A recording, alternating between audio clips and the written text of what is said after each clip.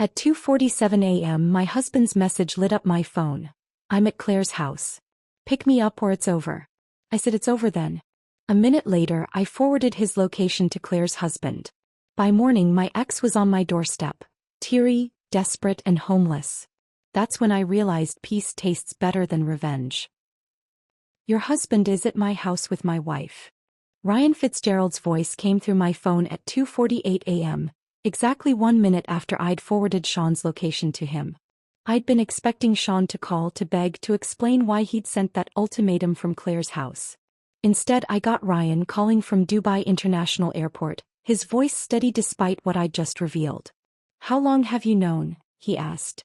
"About 60 seconds longer than you," I replied, staring at Sean's message still glowing on my screen. "Pick me up or it's over." We both knew it had been over for months. This was just the official notification. The strange thing was, 3 weeks earlier, I'd sat next to Sean at my mother's dining table, still pretending we had something worth saving. That Sunday dinner haunts me now. Not because of what happened but because of how hard I was still trying to unsee the obvious. My mother Dorothy had made her famous pot roast, the one she only made for special occasions, and she kept going on about how perfect Sean and I were together. 4 years next month, she'd said, raising her glass of wine. "You two restore my faith in marriage." Sean had squeezed my hand under the table, his palm damp with what I now know was guilt. His phone buzzed every few minutes, and each time he'd glance at it, type a quick response with his free hand, then return to carving meat like nothing was pulling him away from us. But I saw how his shoulders tensed with each message, how his laugh at my brother Tom's fishing stories came a beat too late, forced and hollow.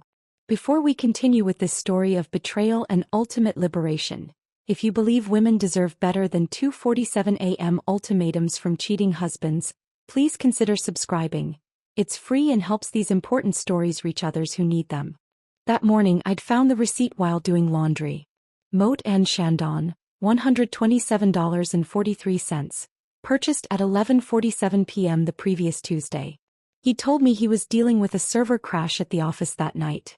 The paper was creased from being shoved deep in his jacket pocket, like evidence hidden in haste. I'd stood in our bedroom holding it, feeling something fundamental shift in my chest. Not heartbreak, not yet. Just the cold recognition that I'd been willfully blind. I tucked the receipt in my purse and said nothing during dinner. Watched him perform the role of devoted husband while my family ate it up. He refilled my wine glass without being asked, told the story about how we'd met at that gallery opening 5 years ago, his hand on my shoulder as he described falling for me instantly. My mother smiled so wide. My father nodded approvingly. Tom's wife Jennifer kept saying we were couple goals. The irony wasn't lost on me. Everyone saw what they wanted to see.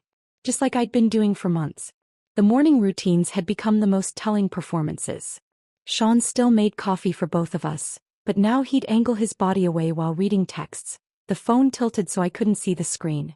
Our goodbye kisses had devolved into brief brushes of lips, so quick they barely registered as contact. He'd started showering at night instead of mornings, filling our apartment with cologne that seemed too intentional for sleep. "Big presentation tomorrow," he'd say, already heading to the bathroom at 10 p.m. with his phone in hand. I'd lie in bed, listening to the water run longer than any shower needed to be, wondering if he was texting her from behind the locked door. The smell of his body wash would drift out. Something new he'd bought, sharper and more expensive than his usual brand. Everything about him was becoming sharper, more expensive, more carefully curated. Just not for me. The company summer picnic had been the moment I should have known. 2 months before that 2:47 a.m. message, we'd all gathered at Green Lake Park for volleyball and barbecue. Ryan Fitzgerald had introduced his wife Claire with such pride, his arm around her waist, calling her my better half without irony. She'd barely made eye contact with me when we shook hands, her smile too bright, too brief. But when Sean told his story about the Peterson account, the one he'd supposedly been working late on, Claire laughed like it was the funniest thing she'd ever heard. Her hand landed on his arm and stayed there while she pointed out the dessert table. Such a small gesture but intimate in a way that made my stomach drop. Later, during volleyball, I caught them sharing a look across the net. Not a glance, a look. The kind that carries whole conversations, secrets, promises. Sean missed the ball because he was watching her and everyone laughed except me. I stood there in the July sun, sweating through my sundress, finally understanding why he'd been so eager to attend a company picnic he usually complained about. That was the day I started paying attention instead of looking away. Started noting the gym membership charge on our credit card. Not for the gym 3 blocks from our apartment, but one in Fremont, right near Claire's neighborhood. Started tracking how every Peterson account emergency coincided with Ryan's travel schedule. The Thursday night before that Sunday dinner at my mother's, Sean had called at 7 p.m. to say he'd be late again. His voice had that practiced casualness that tried too hard to sound normal. Peterson's being difficult about the quarterly reports, he'd said. Don't wait up. I stood in our kitchen holding the lasagna I'd made, his favorite with the homemade sauce that took 3 hours, and said, okay. That was all. Just okay. Because what else was there to say? I ate alone at our small dining table, scrolling through his social media, discovering he'd liked every one of Claire's posts from the past month. Beach selfies, morning coffee shots, inspirational quotes about following your heart, and life being too short for regrets. Each heart emoji he'd left on her posts felt like a tiny betrayal, a breadcrumb trail leading to an inevitable conclusion. When Ryan called me at 2:48 a.m. from Dubai International Airport, his voice surprisingly calm, I realized we'd both been watching our marriages dissolve from different continents. Him from hotel rooms in the Middle East, me from our half-empty bed in Seattle. I just bought a ticket home, he said after our initial exchange. I've been collecting evidence for weeks. Madison, my sister, she's been sending me screenshots from Claire's Instagram stories. But I needed concrete proof. And I just gave it to you, I said, my voice steady in the darkness of our apartment. Christina, Ryan said, and I heard the weight of what came next. Thank you. For not letting me be the fool any longer than necessary. We ended the call without goodbye, two strangers united by the same betrayal, about to navigate the wreckage our spouses had created while we'd been trying to save marriages that were already dead. I sat there in the dark, Sean's ultimatum still glowing on my screen, and realized this moment had been building for months. Every receipt, every shifted phone screen, every late-night shower had been leading here, to 2:47 a.m. on a random Wednesday, when the pretense finally ended and the truth demanded its due. The credit card statement arrived the following Monday as it always did, tucked between grocery store circulars and a water bill. I almost missed it, would have missed it if I hadn't been looking for answers after Ryan's call. My hands were steady as I opened the envelope, but what I found inside made them shake. Fitcore Gym, monthly membership. $180. The address was in Fremont, nowhere near our Queen Anne apartment, but exactly 3 blocks from Claire's Colonial on Maple Avenue. Sean came home that evening with fresh energy, his dress shirt clinging to him in new ways. His shoulders had broadened, his waist had trimmed. I'd noticed the changes but attributed them to stress, maybe cutting back on beer. Now I understood the 5 a.m. alarms, the gym bag that lived in his car, the protein shakes appearing in our refrigerator. Maybe we should start working out together, I said casually, folding the credit card statement and placing it on the counter where he'd see it. There's that new place on Pine Street running a couples special. He was washing an apple at the sink, his back to me. His shoulders stiffened. I actually prefer working out alone. It's my thinking time, you know? Before the day gets crazy. Right, I said. Fremont's pretty far for thinking time though. The apple stopped moving under the water. He turned off the faucet slowly, deliberately, then turned to face me. It's near the office. I go before work sometimes. His office was downtown, nowhere near Fremont. We both knew it. He bit into the apple anyway, the crunch too loud in our quiet kitchen, and walked past me to the living room. The credit card statement remained on the counter, untouched, unchallenged, a line neither of us would address directly. 2 weeks later, my sister Linda's wedding arrived like a test I was destined to fail. The invitation had been on our refrigerator for months. The Fairmont Hotel downtown, a black tie evening affair. I'd bought a new dress, navy blue with subtle beading. Sean had promised we'd make a weekend of it, maybe stay at the hotel, have brunch the next morning like we used to when we were dating. About the hotel, he said that morning, adjusting his tie in our bedroom mirror. I checked the rates. It's $300 a night. We should probably just drive home after. Linda's wedding is once in a lifetime, I said, already knowing where this was going. We'll stay for the ceremony and dinner.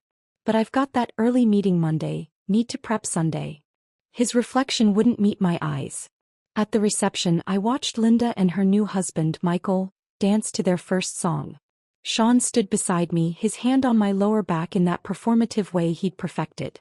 My cousin Beth approached during the salad course, her voice gentle with concern I didn't want to acknowledge. "Everything okay with you too?" she asked while Sean was at the bar.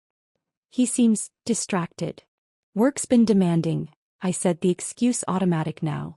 She nodded, but her eyes said she wasn't buying it. "If you ever need to talk." Sean returned with our drinks just as the main course arrived. His phone buzzed. He glanced at it, frowned, then stood. "I need to take this. Peterson's having another crisis." He walked toward the lobby, phone already at his ear. I watched him go, noting how he ran his hand through his hair as he talked, a gesture he only made when he was nervous. 10 minutes passed. 15. Our food grew cold. When he returned, his hair was slightly messed, his shirt untucked on one side. "Peterson okay?" I asked. "Yeah, just needed to talk through some numbers." He sat down, immediately checking his phone again. 2 more times during the reception he stepped out for urgent calls, each time returning with some small detail out of place. His collar adjusted differently, a faint smell of perfume that wasn't mine, his wedding ring turned slightly on his finger as if it had been removed and hastily replaced. During Linda's bouquet toss, while all the single women gathered on the dance floor, Beth stood beside me at our table. "Sean's been gone a while," she observed. "He'd left for his third call 20 minutes ago." Through the ballroom windows I could see him in the lobby, pacing while on his phone, gesturing with his free hand. Not the movements of someone discussing spreadsheets. "Christina," Beth said softly, "you deserve better than whatever this is." I wanted to tell her she was wrong, that she didn't understand the pressure Sean was under, that work really was demanding. But the words wouldn't come. Instead, I watched my husband through the glass, wondering who was on the other end of that call, who was worth missing my sister's wedding for. The next Thursday, book club ran short. We'd read a thriller about a woman who discovers her husband's double life, and the discussion had been uncomfortably pointed, with too many sympathetic glances in my direction. I left early, claiming a headache, and drove home in silence. Our apartment windows were glowing when I pulled up, which was odd since Sean had texted earlier about working late again. I climbed the stairs quietly, my key sliding into the lock without sound. The door opened to reveal Sean on the couch with his laptop, video chatting with someone. The screen faced away from me, but I could hear a woman's laugh. Bright, familiar. The moment he saw me, he slammed the laptop shut so hard I thought he might have cracked the screen. "You're home early," he said, standing too quickly. "Book club ended early." I set my purse down, noticing things I'd missed in my rush to enter. 2 wine glasses on the coffee table, though one had been hastily moved behind a stack of magazines. A candle burning on the mantel. Not one of ours, something expensive that smelled like jasmine and vanilla. The throw pillows rearranged on the couch, creating a cozier space than our usual setup. "Who are you talking to?" "Derek," he said without hesitation. "He's planning something for your birthday. Wanted my input on restaurants." My birthday was 4 months away. Derek had never planned anything for it in the 5 years we'd all known each other. But Sean's explanation came out in a rush, words tumbling over each other about surprise parties and keeping secrets and wanting to make it special this year. The candle flickered between us, its unfamiliar scent filling our apartment. I walked to the kitchen, noting the wine bottle on the counter. A Pinot Noir we didn't have this morning. 2 glasses used, one hastily rinsed and placed in the drying rack. "Derek drinks beer," I said quietly. "He's trying to be more sophisticated," Sean replied, but his voice had gone flat. The next morning I found the candle in our bathroom trash, wrapped in newspaper like evidence being disposed of. The wine glasses were in the dishwasher, run overnight as if that could wash away whatever had happened in our home while I was discussing fictional betrayals at book club. 3 days after that came Ryan's goodbye party at the office. Claire organized it, of course, printing photos of Ryan's various project successes, arranging catering from his favorite Thai restaurant. She wore a black dress that seemed too formal for an office party, her makeup perfect despite the tears she kept dabbing away with tissues. 6 months, she said to the gathered crowd, her voice breaking. 6 whole months without him.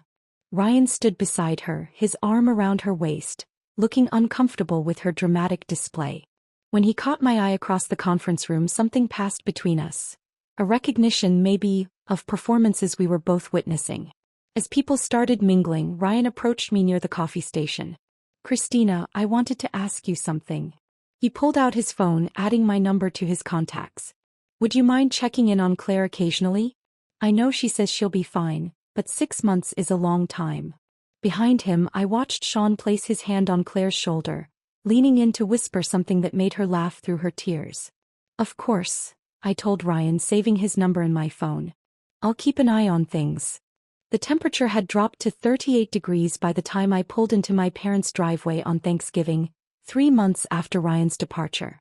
The house glowed warm against the November darkness, windows fogged with kitchen heat. I sat in my car for a moment, checking my phone one more time. Sean's last text from 2 hours ago: "Running late. Start without me." My mother Dorothy had the dining room set for 8. The good china, cloth napkins folded into swans, her grandmother's silver candlesticks polished until they gleamed. She'd been cooking since dawn, the turkey a golden masterpiece surrounded by every side dish our family had ever loved. Tom and Jennifer were already there with their twins, my father Harold stationed in his recliner watching football, the house filled with the sounds of a normal family holiday. "Where's Sean?" my mother asked, not for the first time, as she handed me the green bean casserole to place on the table. "He'll be here soon. Work emergency." The lie came so easily now. By 6 p.m. we couldn't wait any longer. The twins were getting restless, and the turkey was starting to dry out despite my mother's careful tenting with foil. We sat down, Sean's empty chair screaming his absence. My father said grace, his voice carrying that particular tone of disappointment he'd perfected during my teenage years. At 7:15 my phone buzzed. "Claire's car broke down. Helping her get to a mechanic. Don't wait up." I read it twice, then set my phone face down on the table. Of course. Claire's car. On Thanksgiving. When every mechanic in Seattle was closed and Ryan was thousands of miles away in Dubai. The table had gone quiet, everyone pretending to focus on their plates while stealing glances at Sean's empty chair. "Is everything all right, honey?" My mother's hand covered mine, her touch gentle but her eyes sharp with concern. "Sean's helping a coworker with car trouble," I said, cutting my turkey into smaller and smaller pieces. My father set down his fork with deliberate precision. The sound echoed in the silence. He didn't say anything, he didn't have to. Harold Brennan had been married to my mother for 37 years. He'd never missed a family dinner for someone else's crisis. By 8 p.m., my mother was wrapping leftovers in aluminum foil, creating careful packages labeled with masking tape. "For Sean," she said, though we both knew he wouldn't eat them. She pressed a container of stuffing into my hands, then pulled me into the kitchen while the others watched football. "Marriage is hard work, sweetheart," she whispered, her hands busy washing dishes that didn't need washing. "But it shouldn't be this hard." The drive home felt endless. Every red light gave me too much time to think about where Sean really was, what he was really doing. Our apartment was dark when I arrived, cold in that particular way that meant no one had been home all day. I put the leftovers in our refrigerator, still labeled in my mother's careful handwriting, and went to bed alone. Sean came home at 1 a.m., sliding into bed smelling like wine and someone else's perfume, his breathing deliberately steady as if he could fool me into thinking he'd fallen asleep immediately. The following Tuesday, I sat in Dr. Martinez's examination room, my blood pressure reading higher than it should be for a 32-year-old woman. She'd been my doctor for 6 years, had seen me through a miscarriage Sean and I never talked about anymore, knew my body's patterns better than I did. "The anxiety medication doesn't seem to be working," I told her, my hands twisted in my lap. "I can't sleep. My heart races randomly. I feel like I'm waiting for something terrible to happen." Dr. Martinez set down her tablet, her brown eyes studying me with that particular medical combination of clinical assessment and human concern. "Christina, is everything okay at home?" The question unlocked something I'd been holding so tightly it had calcified in my chest. The words tumbled out. The late nights, the gym membership in Fremont, the receipts for dinners I didn't eat, the way Sean looked through me now instead of at me. I talked about finding wine glasses for 2 when I'd been gone, about Claire's tears at Ryan's goodbye party, about Thanksgiving dinner with an empty chair. Dr. Martinez handed me tissues I didn't realize I needed, then sat back in her chair. "What you're describing sounds like situational anxiety caused by ongoing stress. I can increase your medication, but Christina, Medication can't fix a relationship that's causing you harm. She wrote 2 prescriptions. One for a higher dose of anxiety medication, another for a therapist named Dr. Sarah Chen. Then she pulled open a drawer and handed me several pamphlets.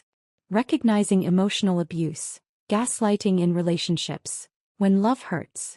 I'm not saying this is what's happening, she said carefully. But education is never harmful. And Christina? Taking care of your mental health isn't admitting failure. It's choosing survival. I left with a paper bag full of resources I was too embarrassed to read in the parking lot. The therapy referral stayed in my purse for a week before I finally made the call. The next interruption to my careful denial came from Madison Fitzgerald, Ryan's sister. She called my work line on a Wednesday afternoon, her voice cautious like someone approaching a spooked animal. Christina? I hope I'm not overstepping, but I need to tell you something. My stomach dropped. Is Ryan okay? Ryan's fine. It's about Claire. And your husband. The office suddenly felt too small, the walls pressing in. I could hear my coworkers typing, living their normal lives while mine tilted off its axis. What about them? Claire has a private Instagram account. She thinks I don't follow it, but I do under a fake name. She's been posting things. Photos that suggest. God, I don't know how to say this. Just say it, Madison. There are photos of them together. Captions about finding happiness in unexpected places and, when you know you know. I took screenshots. I can send them if you want, or we could meet for coffee and... No. The word came out sharper than intended. I mean, thank you, but I can't. Not yet. Madison was quiet for a moment. I understand. But Christina? You're not crazy. What you're suspecting. Real. And when you're ready to see the proof, I'll be here. After she hung up, I sat at my desk, staring at my computer screen without seeing it. Janet from accounting stopped by to drop off some reports and found me like that, frozen. Honey, you okay? She asked, and something in her tone suggested she already knew the answer. By the time the corporate Christmas party rolled around 2 weeks later, I'd stopped pretending even to myself. The venue was beautiful. The Fairmont's ballroom decked in gold and silver, a jazz quartet playing standards, an open bar that Sean visited with increasing frequency. I wore a red dress I'd bought specifically to remind him I existed, but he barely glanced at me when I emerged from the bathroom at home. We arrived separately. He'd gone straight from work while I went home to change. When I walked in, I spotted them immediately. Sean and Claire by the dessert table, her hand on his chest, laughing at something he'd whispered in her ear.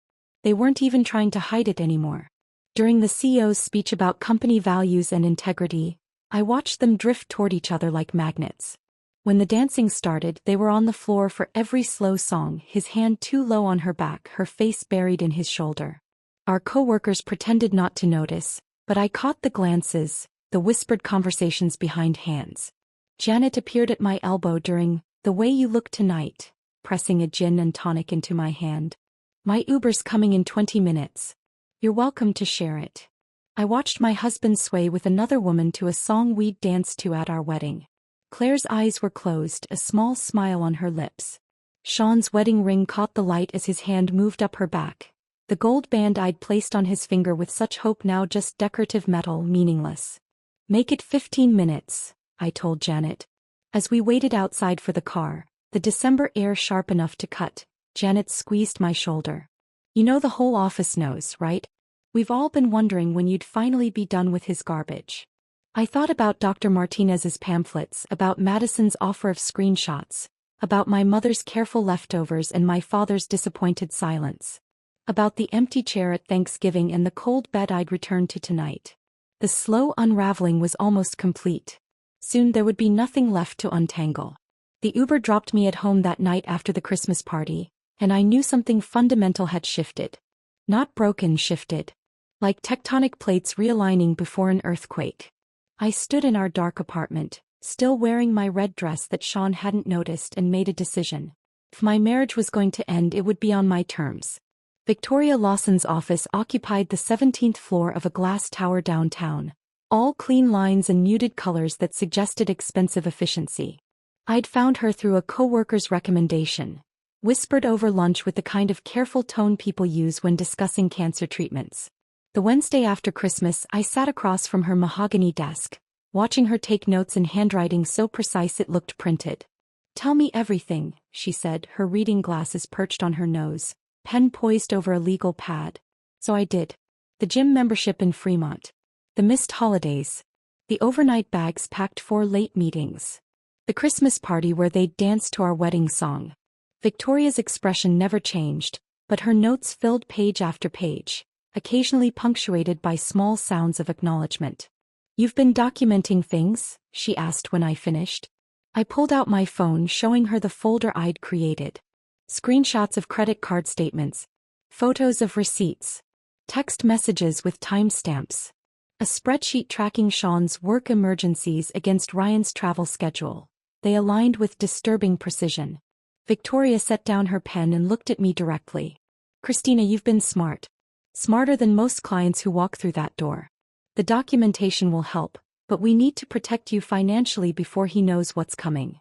She explained Washington's divorce laws with the kind of clarity that made complex things simple. Community property. Spousal support. The apartment lease that thankfully bore only my name. A decision I'd made before marriage when my credit was better than Sean's.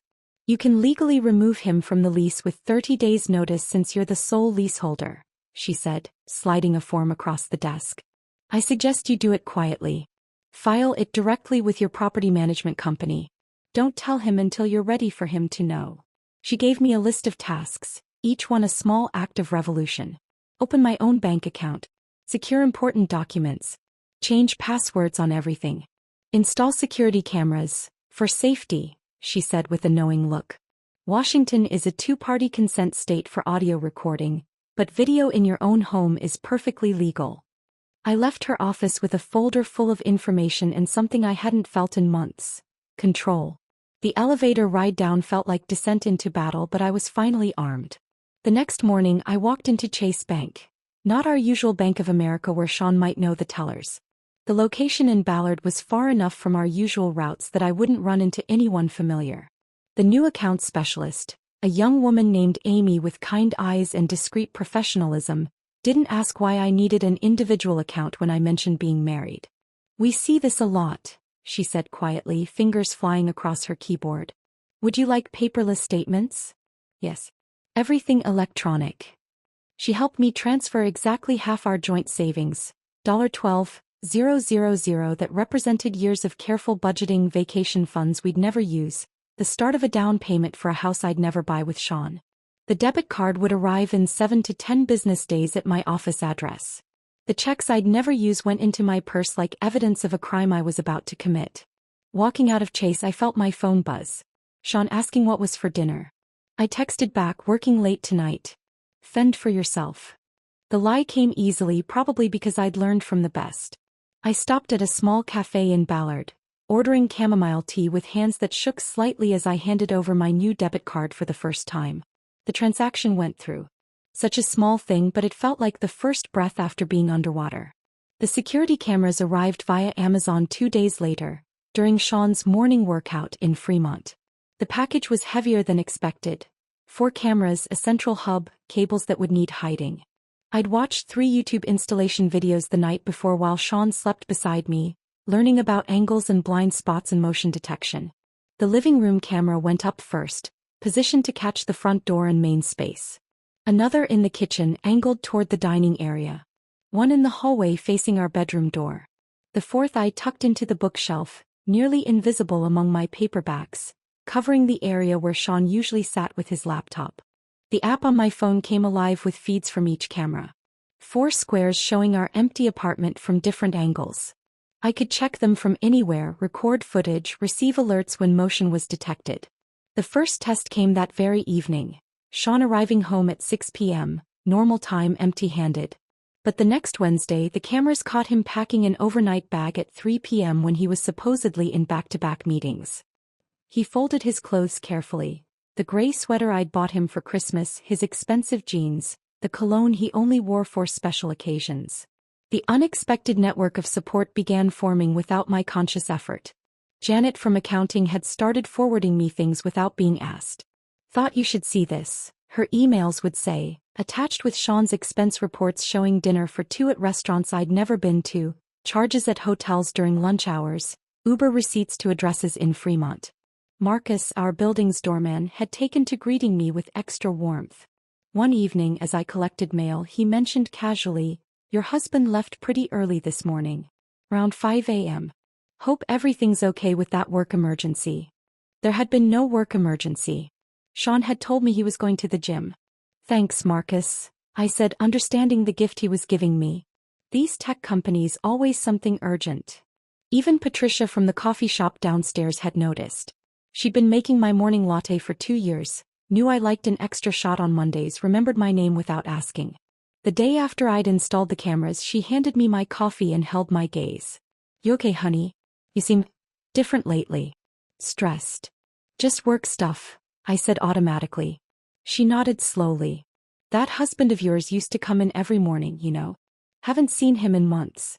Now he gets coffee at that place in Fremont, according to his Instagram." She pulled out her phone, showing me Sean's public profile I'd stopped checking. There he was, tagged at Lighthouse Coffee in Fremont, posted by someone with the username Claire_47. "Men," Patricia said, shaking her head. "They think they're so clever." By New Year's Eve, 2 days away, I had a filing system. Bank statements in one folder. Screenshots in another. Camera footage backed up to the cloud. Written timeline of events that Victoria had suggested I maintain. Contact information for 3 divorce attorneys besides Victoria just in case. The business card for Dr. Sarah Chin, the therapist Dr. Martinez had recommended, finally pulled from my purse and pinned to my bulletin board. Each piece of evidence was another brick in the wall I was building between my old life and whatever came next. Sean had no idea that while he was constructing his affair, I was constructing my exit. He still kissed my forehead each morning, that distracted, obligatory touch. Still said "love you" when he left, the words hollow as an echo. Still came home smelling like jasmine and vanilla, Claire's perfume now as familiar as his cologne. But I was no longer the woman waiting with cold lasagna, hoping for explanations. I was the woman with cameras recording his lies, bank accounts he didn't know about, and a lawyer on speed dial. The war hadn't been declared yet, but I was ready. Every document filed, every dollar secured, every ally identified, they were all weapons waiting to be deployed. The apartment felt different now, even though nothing visible had changed. It was no longer our space but my surveillance zone. Each room held secrets. The hidden cameras, the lawyer's card in my jewelry box, the new bank statements arriving only to my email. I moved through our home like a spy in enemy territory, gathering intelligence for a confrontation that felt inevitable as sunrise. New Year's Eve arrived with the kind of bitter cold that makes Seattle huddle indoors. Sean had left for Derek's party around 9, kissing my forehead with those dry lips that felt like a stranger's touch. Derek was in Tahoe with his girlfriend. I knew because he'd posted Instagram stories all day. But I said nothing, just watched Sean adjust his collar in the hallway mirror, spraying on cologne like armor against his conscience. The apartment fell silent after he left. I poured myself a glass of the Malbec we'd been saving for a special occasion, realizing this qualified. Midnight came and went with no text from my husband, no champagne kiss, no promises for a better year ahead. The city celebrated below my window while I sat in darkness, the only light coming from my laptop screen. Our wedding photos lived in a digital folder titled Forever. Such naive optimism in that naming. I opened it at 12:47 a.m., the photos loading like evidence at a trial. There we were, 5 years younger, stupid with hope. Sean's eyes actually focused on me then, his smile reaching all the way to the corners. I looked radiant in white lace, believing I'd found my person. Delete. The beach ceremony shot vanished. Delete. Our first dance disappeared. Delete. The cake cutting, his mother crying, my father's proud smile. All of it erased with clinical precision. Each photo removed felt like surgery without anesthetic, necessary but brutal. By 1:30 a.m. the folder was empty. 5 years compressed into nothing, leaving only blank space where memories used to live. I moved to the living room, unable to face our bedroom where Sean's pillow lay untouched, that void on his side of the bed that had become permanent geography. The security camera app showed the empty apartment from 4 angles, timestamp running in the corner like a countdown to something I couldn't name. The coffee maker beckoned. Sleep was a fantasy now anyway. The coffee was too strong, bitter enough to make my eyes water, but I drank it black while scrolling through my phone. Sean's location showed him at Claire's house. Not Derek's party. Not some club downtown. Claire's colonial on Maple Avenue, where Ryan's photos still decorated the walls, where his baby's nursery waited empty for his return. At 2:15 a.m., I opened my laptop again and pulled up the document I'd been maintaining for Victoria. The timeline of Sean's deception, each entry dated and detailed. The latest entry, January 1st, 12 a.m. Sean claims to be at Derek's party. Derek is in Tahoe. Sean's location shows Maple Avenue, Fremont. I was adding this note when my phone exploded with the emergency notification at 2:47 a.m. The sound ripped through the apartment's silence, that specific tone Sean had programmed for himself, the one meant for true emergencies. My hands were perfectly steady as I read his message. I'm at Claire's house. Pick me up or it's over. The ultimatum sat there on my screen, pulsing with entitlement. He wanted me to drive across the city at 2:47 a.m. to retrieve him from his affair, like I was some kind of ride service for his infidelity. The audacity was almost impressive. I read it 3 times, each reading solidifying something that had been liquid in my chest for months. This was it. The moment everything crystallized into perfect, sharp clarity. My fingers moved across the keyboard without trembling. It's over then. 4 words. No explanation, no emotion, just fact. But I wasn't finished. Ryan's contact information was already pulled up. We'd exchanged numbers at his goodbye party when he'd asked me to watch out for Claire. The irony of that request felt like dark poetry now. I forwarded Sean's location pin with surgical precision, adding a single line. Thought you should know where your wife is entertaining my husband at 2:47 a.m. You're in Dubai, right? The moment I hit send, Sean started calling. The phone lit up with his face. A photo from 2 years ago when he still looked at me instead of through me. I watched it ring, counted the vibrations against the coffee table, then declined the call. He called again immediately. Declined. Declined. Claire's number appeared next, then Sean again, then an unknown number that was probably Claire's landline. The phone became a lightning storm of desperate attempts at contact, buzzing and ringing and lighting up like a casino machine hitting jackpot.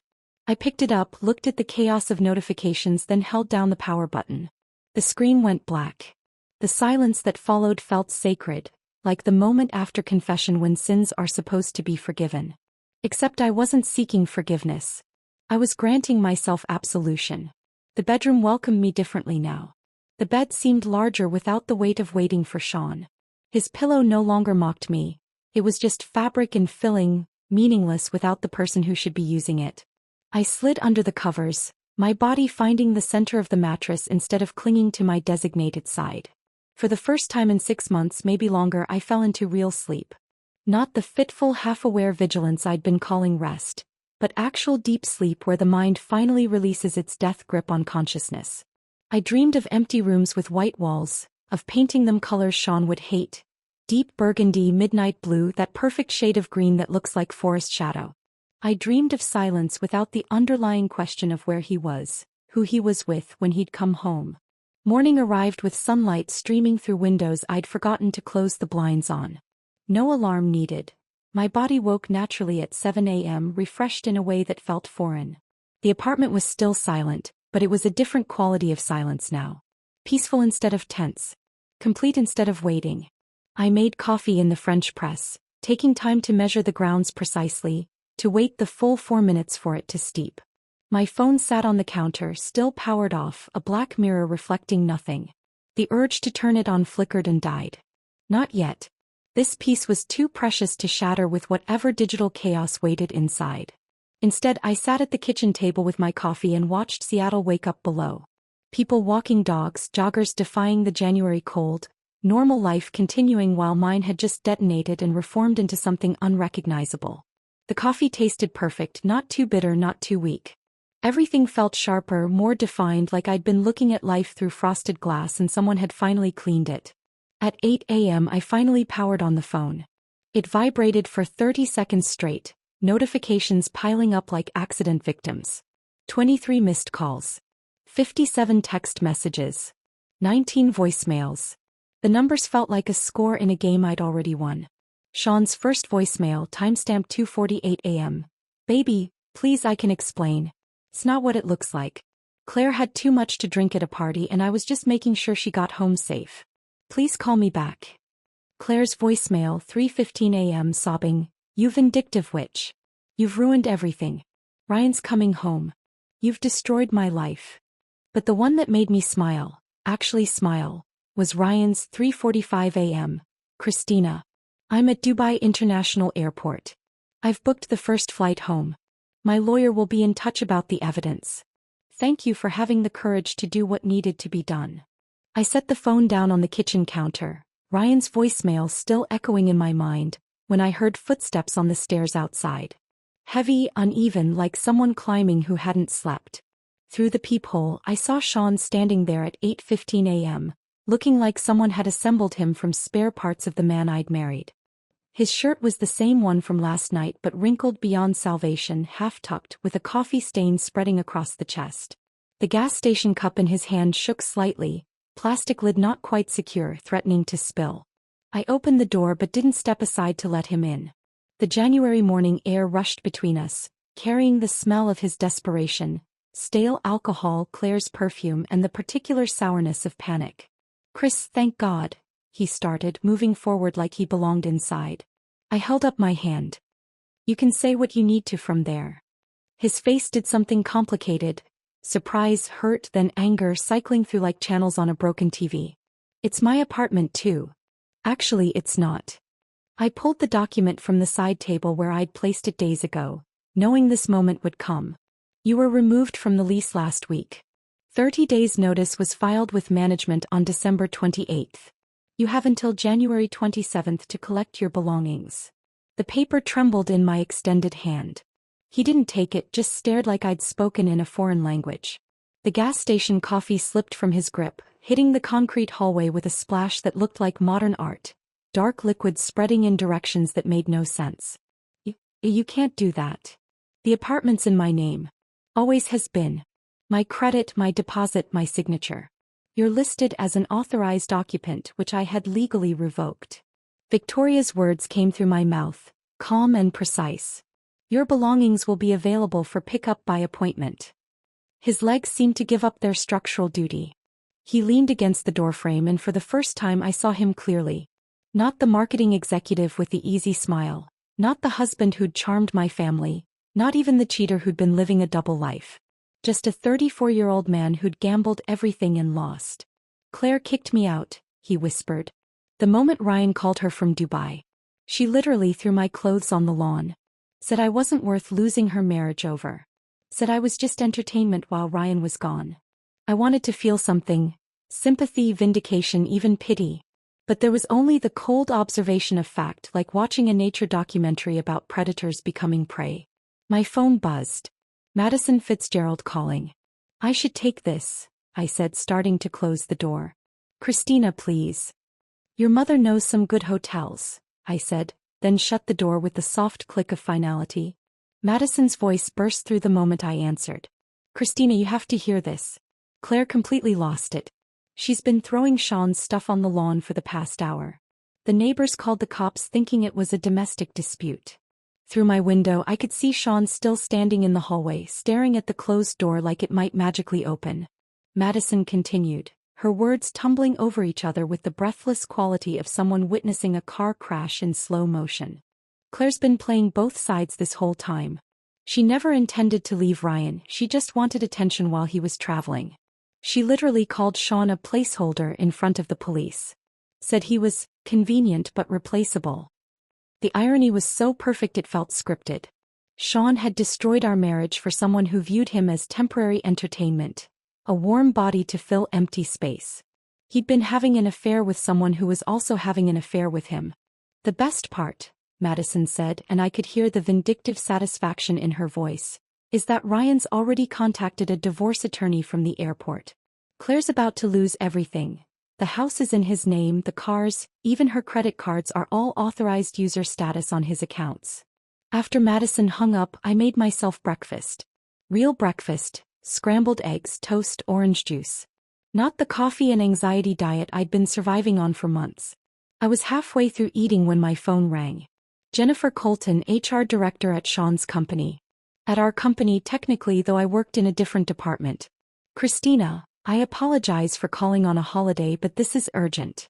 We've received some concerning information about expense report irregularities involving Sean and Claire Fitzgerald. I understand you might have documentation that could help our investigation. I set down my fork. What kind of documentation? Receipts, credit card statements, anything showing personal expenses charged to company accounts. We've received an anonymous tip with Instagram screenshots, but we need to verify the timeline. Anonymous tip. Madison had been busy. I have everything, I said. Dates, amounts, locations. All cross-referenced with supposed client meetings that never happened. Jennifer's relief was audible. Could you email those to me today? We're opening a formal investigation Monday morning. I spent the next hour compiling everything. Every receipt from the Fremont gym. Every dinner charge from evenings Sean claimed to be working. The pattern was damning. Over 6 months of systematic fraud, using company resources to fund an affair. The timestamp showed my email sent at 10:47 a.m. By 11:30, Sean's mother Patricia was calling. I almost didn't answer, but something made me want to hear what she'd say. Patricia Brennan had always been a force of nature. The kind of mother who believed her son could do no wrong, who'd made excuses for every failure, every shortcoming, every red flag I'd tried to discuss with her over the years. How could you? She launched in without preamble, her voice shaking with tears and rage. He's standing in my driveway destroyed because you couldn't forgive one mistake. Patricia, I said, keeping my voice level, it wasn't one mistake. It was 6 months of calculated deception. He was at another woman's house at 2:47 this morning. He's confused. He needs support, not abandonment. Marriage is about working through problems. He made his choice. Repeatedly. For months. Her tears transformed into something harder, meaner. You're heartless. Absolutely heartless. Throwing him out like garbage, destroying his career, humiliating him publicly. Heartless, I repeated, tasting the word. Patricia, heartless is what he did to me while Claire's husband was overseas working to support his family. Heartless is lying every single day for 6 months. Heartless is sending me an ultimatum from his affair partner's house at 2:47 a.m. You're going to regret this, she hissed. I'll make sure everyone knows what kind of person you really are. You'll pay for destroying my son. Your son destroyed himself, I said. I just stopped enabling it. The line went dead. I deleted her number from my phone, another small act of liberation. By noon my security camera app showed movement. Sean had returned with Derek and a rental van, loading boxes I'd packed and left in the building's mailroom as Victoria had suggested. He moved like an old man, shoulders curved inward, that confident posture I'd once found attractive now completely dissolved. Derek kept trying to talk to him, but Sean just shook his head, loading box after box of the life he'd gambled away. The camera caught him looking up at our window once, just standing there in the parking lot, holding a box labeled wedding albums. I watched him through the electronic eye of the camera, feeling nothing but the distant observation of a chapter closing. Derek had just driven away with the last box when Victoria called. The court date is set. February 15th, 9 a.m. Bring everything we've discussed.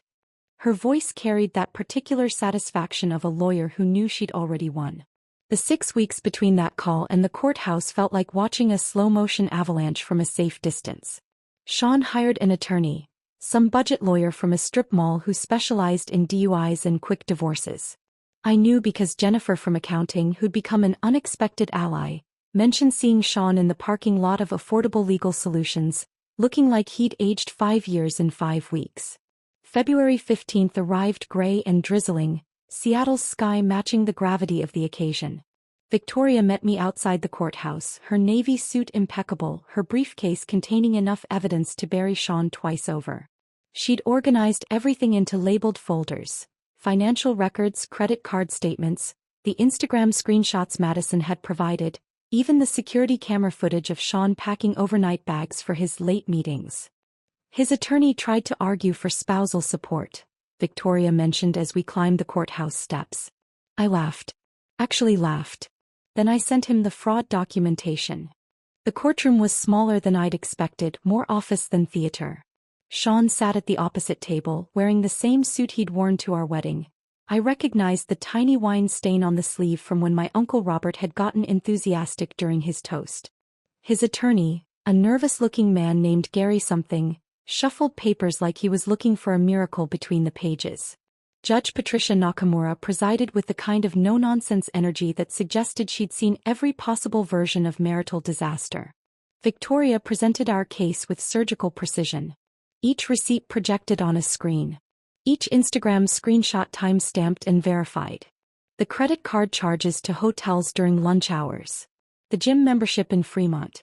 The systematic pattern of deception laid out like a map of betrayal. Your Honor, Victoria said, placing another folder on the judge's bench. The respondent used marital assets to fund his extramarital relationship. Washington law is clear on dissipation of assets.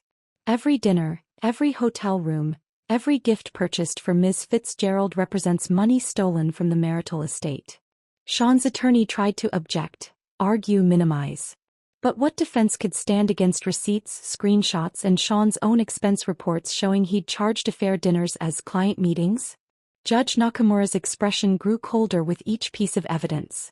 When Victoria showed the security footage of Sean packing bags while claiming to work late, the judge actually shook her head.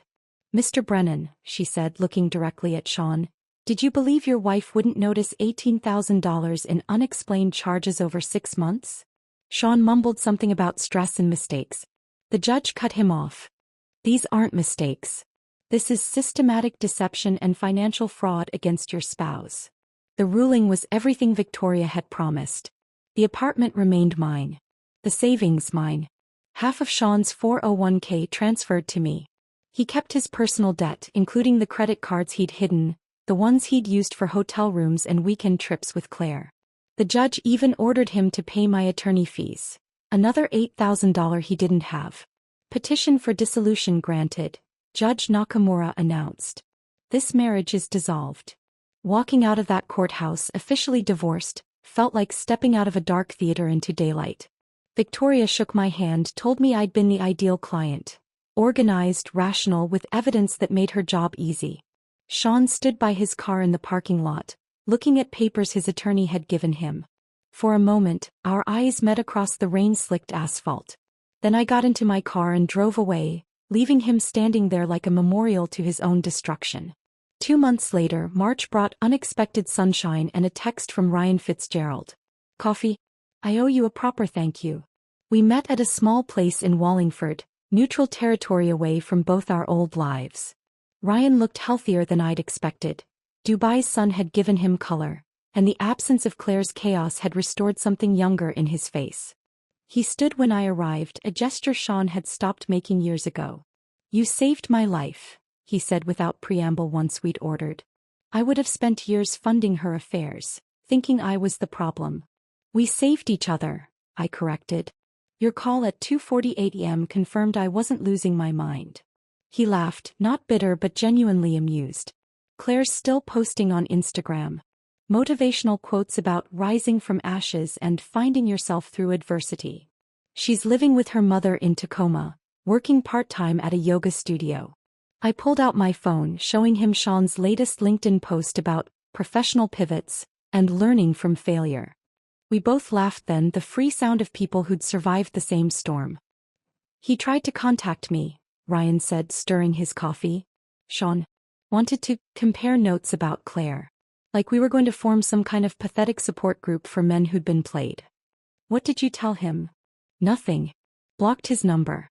I'm not interested in bonding over mutual stupidity. We talked for 2 hours, comparing divorce settlements, sharing the absurd details that only people who'd been through the same specific disaster could appreciate. Before leaving, we exchanged numbers. Not romantically, just as fellow survivors who might occasionally need to confirm that yes, it had really been that insane. The next test came at family dinner that Sunday. I'd finally told my parents and Tom everything. Not the sanitized version I'd been feeding them, but the whole truth. The 2:47 a.m. message, Claire, the investigation, all of it. Tom's knuckles went white around his beer bottle. I knew something was off at Thanksgiving. I should have. You couldn't have done anything, I interrupted. My mother had gone through her own stages of processing. First, disappointment that the marriage had failed. Then, as the details emerged, A transformation into protective fury I hadn't seen since high school when a teacher had unfairly failed me. "I'm updating the Christmas card photos," she announced over dessert. "Already removed him from the last 3 years. Photo editing is wonderful these days. Mom, you don't have to erase history." "Yes, I do." He erased himself from this family the moment he chose another woman over my daughter. My father raised his wine glass. "To Christina's freedom." They all raised their glasses. Tom, Jennifer, even the twins with their juice boxes. The warmth of their support filled spaces in my chest I hadn't realized were cold. 3 weeks after that dinner, I ran into Derek at Whole Foods. Sean's best friend, former best friend, looked uncomfortable between the organic produce and our unexpected encounter. He was buying ingredients for what looked like a dinner party. Good wine, expensive cheese, the kind of spread Sean used to insist we serve when entertaining. "Christina," he said like my name was a question. "Derek. I should tell you, Sean's in Portland now. Working at a startup with our friend from college. Entry-level marketing." Entry-level. After 6 years as a senior account manager. The fall was complete. "He's dating someone," Derek continued, clearly uncomfortable but feeling obligated to share. 24, just graduated. Thinks he's worldly and sophisticated. I felt nothing. Not jealousy, not pity, not even satisfaction. Just the neutral observation of information that no longer affected my life. "I hope she's smarter than I was," I said, meaning it. Derek shifted his weight. "He talks about you sometimes. Says he wants closure to explain." "There's nothing to explain. And closure isn't something he gets to take from me. It's something I gave myself at 2:47 a.m. when I chose to stop participating in his games." I left Derek standing there with his party supplies, understanding finally that indifference was the most complete form of closure possible. The Whole Foods encounter with Derek lingered for about 10 minutes before dissolving like sugar in rain. I finished my shopping, bought myself flowers, yellow tulips that had nothing to do with anyone but me, and drove home to the apartment that had become my sanctuary. The May afternoon stretched golden through my windows, and I opened them wide to let the city sounds mix with my music. 6 months. 6 months since that 2:47 a.m. message had cracked my life open like an egg, letting something new and unexpected emerge. I'd started taking pottery classes on Thursdays, my hands learning to shape clay into bowls and vases that were imperfect but mine. I joined a hiking group that met Sunday mornings, discovering trails I'd never explored during my married years when weekends meant waiting for Sean to decide our plans. The first Saturday of June arrived with unusual sunshine, the kind that brings all of Seattle outdoors. Pike Place Market bloomed with crowds, and I wandered through slowly, no schedule pressing me forward. The flower vendors called out prices, their buckets full of peonies and roses. I was examining sunflowers, their faces broad and unapologetic, when I felt that particular shift in air that means someone is staring. Sean stood 20 feet away, near the fish-throwing station, his hand on the lower back of a young woman who looked fresh out of college. She had that shine of untested optimism, gazing up at him while he pointed at something in the market. Her sundress was the kind of hopeful yellow that suggested she believed in happy endings. I recognized her expression. It was mine from 5 years ago, before I learned that some men treat love like a convenience store, taking what they need and leaving when something better opens down the street. He saw me. His hand dropped from her back, his body turning slightly toward me like a compass finding north. For a moment I thought he might approach, might try to create some scene from a movie where exes exchange meaningful words. His mouth opened, forming the shape of my name. I turned back to the sunflowers. "I'll take 6, I told the vendor, pulling cash from my wallet. Behind me I could feel Sean's presence like weather changing, but I didn't turn around. The vendor wrapped my sunflowers in brown paper, tied them with twine, and handed them over with a smile. I walked past the fish throwers, through the crowd where Sean still stood frozen, his new girlfriend now tugging at his arm with questions I could imagine but didn't care to hear. My indifference wasn't performed. It was as real as the sunflowers in my arms, as solid as the ground beneath my feet. Sean had become a stranger whose story no longer intersected with mine, and that truth tasted like freedom.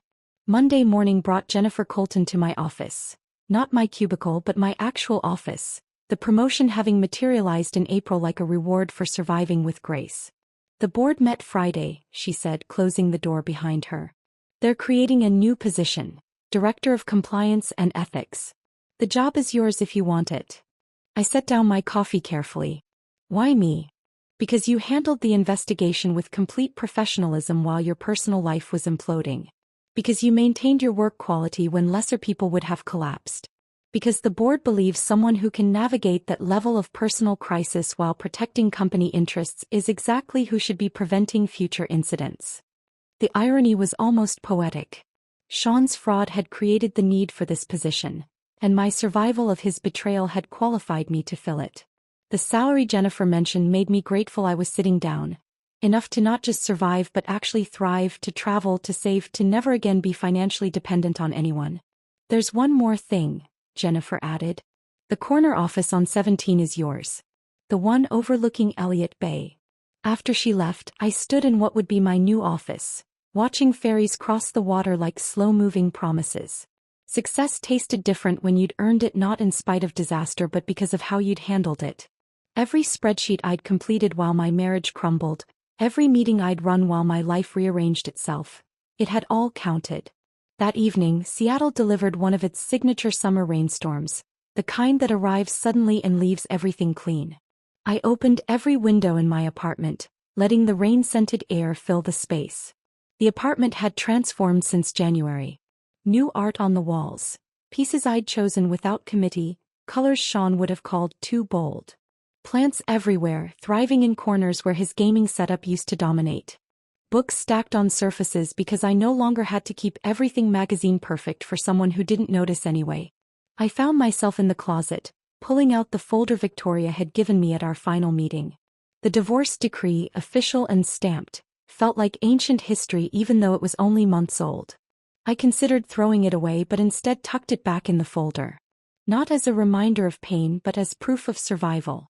The rain intensified and I made tea, settling into the couch that was now arranged for one person's comfort, not two people's compromise. My phone sat silent on the coffee table, no longer a source of anxiety, wondering who Sean was texting when he'd come home, what excuse he'd offer. Just a device that connected me to people who actually wanted my presence. That's when the understanding arrived, complete and sudden like the rain. The 2:47 a.m. message hadn't been a destruction. It had been a gift wrapped in barbed wire. Sean's ultimatum, pick me up or it's over, had forced me to make the first honest choice I'd made in months. Maybe years. I'd chosen myself. Not revenge, though that would have been easy. Not the dramatic confrontation that movies suggest we need. Just the simple revolutionary act of saying, it's over then, and meaning it. The peace I felt now wasn't the absence of conflict. It was the presence of truth. Every room in my apartment breathed with honesty. Every plan I made included only my own desires. Every morning arrived without the weight of wondering what lies I'd have to navigate. Revenge would have required continuing to engage with Sean's chaos, spending energy on someone who'd already taken too much. But consequences? Those had arrived naturally, like rain after drought. His job lost to his own fraud. His mistress discarding him once the thrill evaporated. His reputation destroyed by his own documented choices. I hadn't needed to orchestrate anything. Truth has its own momentum.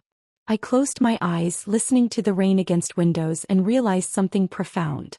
I would never again wake at 2:47 a.m. to someone else's crisis dressed as my responsibility. That specific time had become sacred in reverse. A moment when I'd chosen peace over drama, silence over chaos, myself over someone who'd already chosen someone else. The young woman with Sean at Pike Place would learn her own lessons in her own time. Derek would eventually stop feeling obligated to provide updates. Ryan and I would exchange occasional texts like veterans of the same war, comparing how much better peace felt than battle. But tonight, in my apartment full of plants and art and silence that felt like music, I understood the final truth. Peace tastes better than revenge because it's permanent. Revenge is a meal you consume once, but peace is a home you inhabit forever. And at 2:47 a.m., when Seattle sleeps and the world holds its breath, I sleep too, deeply, completely, finally free. This story of that 2:47 a.m. message and sweet justice had you on the edge of your seat. Hit that like button right now. My favorite part was when Christina simply replied, "It's over then," and forwarded Sean's location to Ryan in Dubai. What was your favorite moment of revenge? Drop it in the comments below. Don't miss more thrilling stories like this. Subscribe and hit that notification bell so you never miss an upload. You never miss an upload. You never miss an upload. You never miss an upload. You never miss an upload.